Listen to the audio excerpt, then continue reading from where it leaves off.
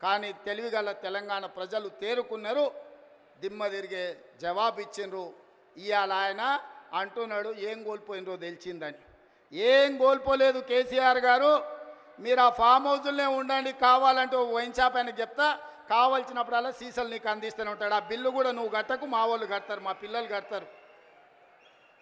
నీ ఇంట్లో 4 పదవులు కోల్పోయారు తప్ప తెలంగాణ సమాజం ఏం కోల్పోలే. నీ నౌకరి పోతే తెలంగాణ నిరుద్యోగ యువకులకు, నీ తండ్రి కొడుకుల నౌకరి ఊడగొడితే తెలంగాణ నిరుద్యోగ యువకులకు 10 నెలల 50,000 ఉద్యోగాలు ఇచ్చిన ప్రభుత్వం ఈ దేశంలో ఏదైనా ఉంది అంటే అది ఇందిరమ్మ ప్రభుత్వం. ఆ ఇందిరమ్మ ప్రభుత్వంలో 50,000 ప్రభుత్వ ఉద్యోగాలు ఇచ్చిన ఘనత నా మంత్రివర్గ సహచరులదని నేను ఈ వేదిక మీద నుంచి గర్వంగా నేను చెప్పదలుచుకున్నా.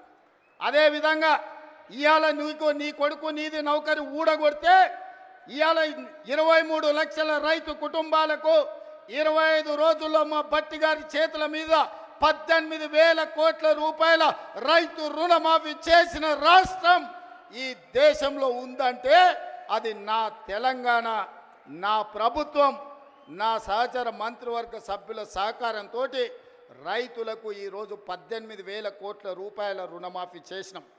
ఇంకా కొంతమందికి రావాలి, నాకు తెలుసు. అక్కడక్కడ ఇంకా కొంతమందికి తప్పులతోనో ఖాతాల నెంబర్లు సరిగ్గా లేకనో చిన్న చిన్న కారణాల చేత ఇంకా కొంచెం బకాయి ఉంది. 100% ఈ వేదిక మీద నుంచి ఆనాడు భద్రకాళి సాక్షిగా ఈ వరంగల్ గడ్డ మీద నుంచి చెప్పిన 15 ఆగస్టు లోపల 2 లక్షల రుణమాఫీ చేస్తా అన్నా, సమ్మక్క సారలమ్మ సాక్షిగా ఆయన చెప్పిన 18,000 కోట్ల రూపాయలు భద్రకాళి సాక్షిగా, సమ్మక్క సారలక్క సాక్షిగా 15 ఆగస్టు లోపల రైతుల ఖాతాలు వేసిన.